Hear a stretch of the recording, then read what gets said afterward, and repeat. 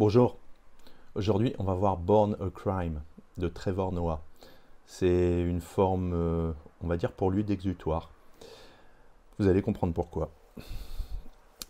Il est né en 1984 d'un père blanc suisse et d'une mère noire.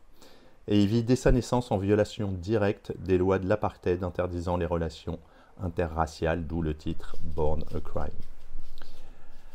Cet aspect radical de son existence le marque dès l'enfance. Son récit s'ouvre sur une anecdote percutante. Alors qu'elle craint que le chauffeur d'un minibus soit dangereux, sa mère le balance hors du véhicule en marche, pour le sauver. Un geste symbolique de sa protection et de son courage. Élevé principalement par sa mère, Patricia, et sa grand-mère à Soweto, dans un environnement souvent dangereux, Trevor comprend très tôt que son teint clair pose problème. Il doit être caché, parfois présenté comme un domestique, le domestique d'ailleurs de sa propre mère, pour échapper à l'attention policière. Sa mère, introvertie mais farouchement indépendante et profondément religieuse, l'inscrit à l'école privée Maryvale College, puis le pousse à s'ouvrir sur le monde. La foi, l'éducation, l'humour deviennent pour lui des armes de résilience contre l'oppression. Trevor grandit comme un enfant astucieux, commerçant et joueur. Il vend des CD piratés, des repas, devient DJ, des activités à la fois illicites et façonnées par la pauvreté ambiante, mais qui construisent son sens de survie et du lien social. Son identité paraît sans lieu fixe. Il n'est ni noir, ni blanc, ni colored, coloré, donc un terme codifié pour les métis en Afrique du Sud d'ailleurs.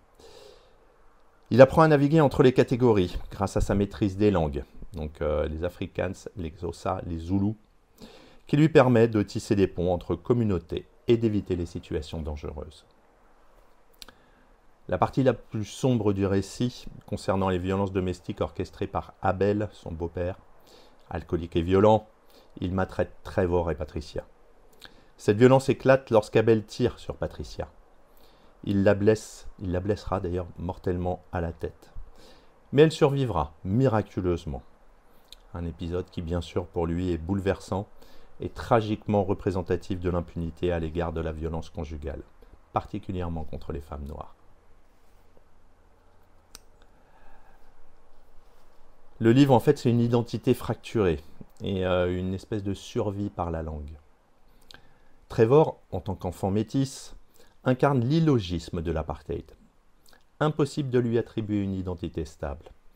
Il apprend donc à déjouer catégorisation et hostilité grâce aux langues qui deviennent un outil de connexion, d'appartenance choisie et non imposée. L'humour est la réponse de Trevor à l'absurdité de son monde, tandis que l'éducation, qui est prônée par sa mère, devient son bouclier et son moyen de s'affranchir d'un sort tracé en fait vis-à-vis des barrières raciales et économiques. Patricia est le personnage le plus inspirant du récit. Elle incarne la force, l'indépendance, la foi et le combat contre les normes racistes et patriarcales. Elle élève Trevor seul, assumant les blessures sans faiblir. Son amour est aussi ferme que salvateur. Le livre dénonce également le racisme institutionnel, héritier d'apartheid, mais aussi la banalisation de la violence domestique et l'immunité quasi totale pour les hommes blancs ou métis.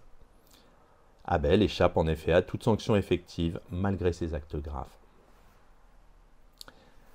Le livre s'est imposé comme best-seller du New York Times, salué par la critique, et encensé pour sa capacité à mêler humour, émotion, réflexion sociale profonde. Certains lecteurs ont souligné la capacité de l'auteur à enseigner sans jugement, à émouvoir en riant et à interroger la société de manière nuancée.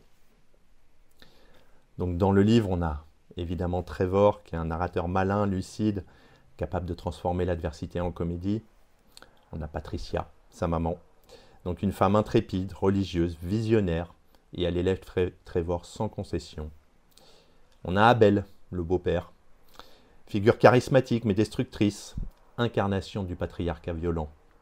Il abuse de sa position familiale et échappe à tout recours judiciaire. Et enfin le père, présent de manière minimale mais fondamentalement opposé à l'apartheid. Il soutient néanmoins Patricia discrètement, lui donne accès à une éducation élargie et reste une figure affectueuse et subtile. Donc qu'est-ce que c'est ce livre en fait? C'est un peu plus qu'un simple mémoire d'enfance. C'est un récit autour d'un garçon né illégalement, qui utilise l'intelligence émotionnelle, l'humour et les langues pour survivre dans une société divisée. Trevor Noah y excelle. Il raconte l'inhumain avec légèreté et l'amour inconditionnel avec une force tranquille. Le portrait de sa mère est particulièrement marquant. Elle incarne la lutte quotidienne, donc la foi et la volonté acharnée de mieux et plus offrir à son fils. Patricia, en fait, dans le livre, est un miroir de courage dans un monde injuste. Le ton est à la fois drôle, tendre, lucide, et il permet de rire et de réfléchir simultanément. Le livre sert de témoignage historique sur l'apartheid tardif et ses conséquences, tout en restant profondément personnel. Enfin, Trevor illustre que même lorsque les lois refusent votre existence, le caractère, l'éducation, et parfois une chute renversante, le caractère, l'éducation en fait peuvent ouvrir des chemins vers la réussite. Et Born a Crime nous rappelle que la survie peut devenir une force de transformation et que l'humour est parfois la parole la plus invincible. À bientôt.